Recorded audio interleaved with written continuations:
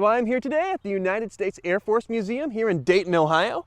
And this is basically where the birthplace of aviation was. I think there's like 6 hangars worth of airplanes. But anyway, this is a huge free museum. It's a must check out if you live in Southern Ohio. So today we're gonna go see what we got here.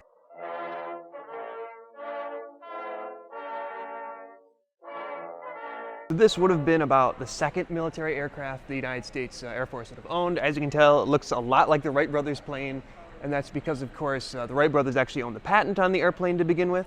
So basically all the early airplanes look just like theirs. So now we are in the World War I section of the Air Force Museum. This would have been one of America's early planes, although the United States did not actually join the war until 1917. You can see that the Air Force at that time had a white star with a red dot in the middle. Famously, that red dot would later be removed during World War II so that they wouldn't be mistaken for the Japanese. But it's just kind of weird to see like just a 100-year-old airplane just sitting up in the attic of this place. So now we're getting into the birth of modern aerial combat. This is what is known as the Fokker VII, and it was the most important fighter aircraft of its day. This thing absolutely wiped out Allied fighters during the First World War. In fact, when the Fokker VII first came out, the Allied pilot's lifespan actually in combat time lasted hours and not days because this thing just absolutely overpowered everything the Allies had. Of course, by 1918, the war was pretty much sealed in the Allies' favor. However, this was still a devastating thing for US airmen and all Allied airmen who fought in the war. Pilots realized it was very hard to shoot down an airplane, and it was obviously very difficult when you're still using all mechanical items and trying to shoot from another airplane. So they realized they didn't really need to hide. And one of the things they did to strike fear into their enemies was just to paint their aircraft and make them all these crazy colors to basically say, I'm not afraid of you and I'm coming for you. And that's just part of what the World War I whole deal was. It was a lot about showmanship, but more than subsequent wars ever were.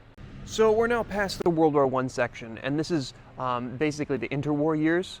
And during this time, we go from what is known as the biplane or the triplane, as you saw from things like the Fokker VII, to what is known as the monoplane, which has just one set of wings instead of multiple.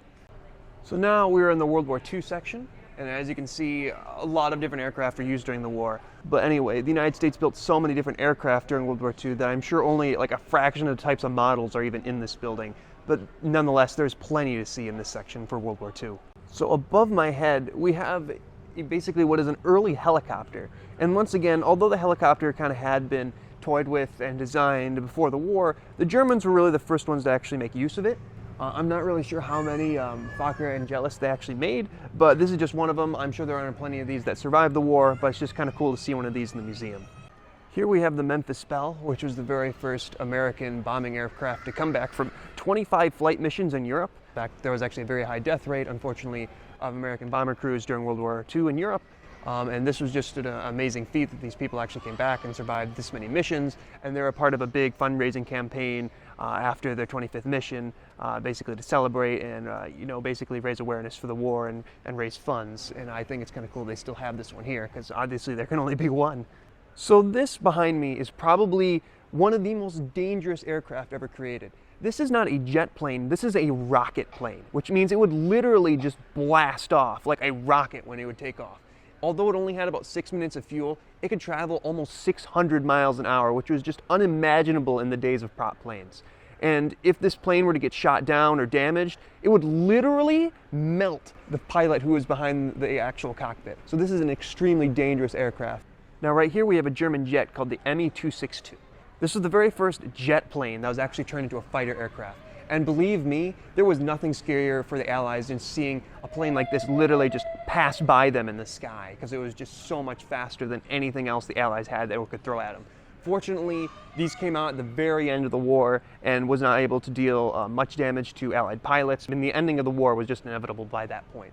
But this is still just an incredible aircraft to think this was just the first ever time somebody took off in a jet plane and basically left everybody else in their dust. Now the Korean War era is very interesting for the United States Air Force because we technically use the term Air Force, although until the Korean War, the United States Air Force really hadn't been created.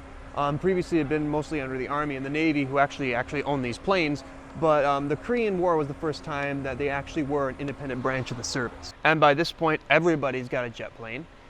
These are some of the earliest ones where the jet literally just went right through the middle of the aircraft. You can kind of see in there, it's kind of like its own little wind tunnel. And this is an early Soviet MiG aircraft. The MiGs are famously the Russian jet planes from this time, and they were obviously given to all these different countries. But this one fought in the North Korean Air Force during the Korean War, which I think is pretty interesting. It's just kind of cool to see all these different countries basically using basically the same tech now. I mean, this was a completely different air war than what we saw during World War II.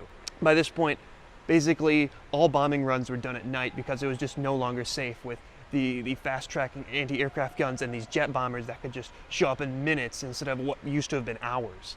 So nobody in my family actually served in the Air Force, and we're quickly going to find out why. My family is generally quite tall, and generally in the Air Force they want shorter people. And so we're about to go into a Korean-era US bomber, and as you can see, it's got a little bit of a low ceiling on it. Oh gosh, oh gosh. Wow, this place is pretty cool though. Even if I have to be hunched over, oh gosh, I could not even imagine being 30,000 feet up in the air and having to run around in this thing. I would hit my head so often. Yeah, I'd be using that a lot. A crew tunnel. It was just, I guess, so that they could get over each other and get around each other if things were cramped. And also, nobody wanted to be in the bombing bay pretty much ever.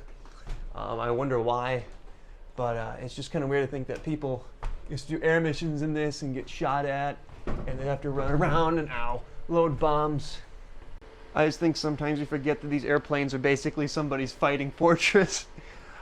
Yeah, it's kind of cool to walk through that. And by Vietnam, the helicopter wasn't exactly the fragile little thing it had been in the Korean War.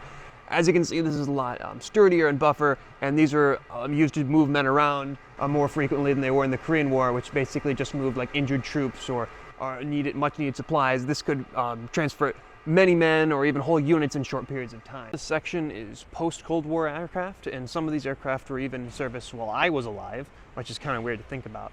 But it's just kind of cool looking at some of these aircraft that I remember having as toys as a kid, like the stealth bomber behind me. I remember having a toy one of those when I was a kid. So right here we have one of the marvels of modern engineering. This is an SR-71 Blackbird, which is still the highest flying and fastest production aircraft ever made. And even though they were built first in the 1960s, they have still held up that title. Basically, it would get super, super hot on the skin, so much so that they actually had to make the fuel tank actually leak when it was taking off. They literally had to consider the contraction and retraction of the metal as it heated up while it was in flight. So this section has a very high dome, but that's because it contains a bunch of rockets, which are used for intercontinental ballistic missiles, known as ICBMs. As you can see, these things are absolutely massive. Well, I guess the sobering thing is that these were basically made to destroy cities elsewhere. So I'm glad these were never used, but it is still kind of just a little sobering to see these up close and just how massive they are. Over here we have Airforce One, and you can even go through it and everything. This airplane was used by every president from Kennedy up through Clinton in the 1990s, which means this had plenty of history in it. It's a little cramped in here, but I still think it's pretty cool. I think that 8 different presidents rode in this thing.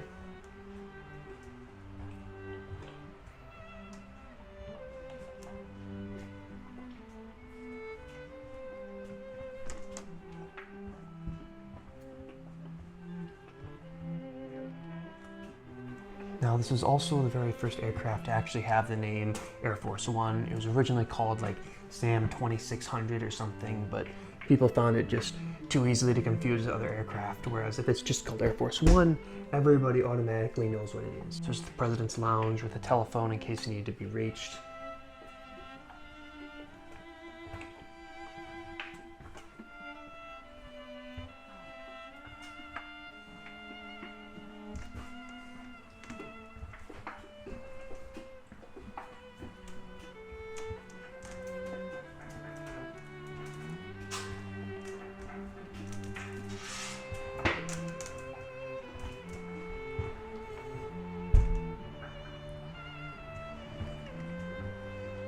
I think it's cool they even have a small kitchen here, and of course here's the bathroom. Now, of course, a different Air Force One is used today. Famously, Bush was on a different one, the one that came after this one during 9/11, when he famously was taken out of Florida and was put up in the air when everything was going on. I just think it's very fascinating that we get to go through this, and I think it is very cool. So what you see here is Harry Truman's presidential aircraft. And as you can see, it still has a lot of the style of the 1930s and 40s in it. Kind of curious. Wow, this looks nothing like Air Force One did. Oh wow, I can't believe the president used to ride in this. Look at how Spartan that is. Ugh.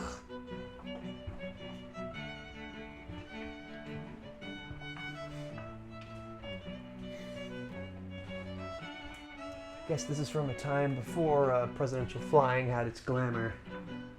I can't say I'm too impressed by this one, but it's still cool to see an old relic like this.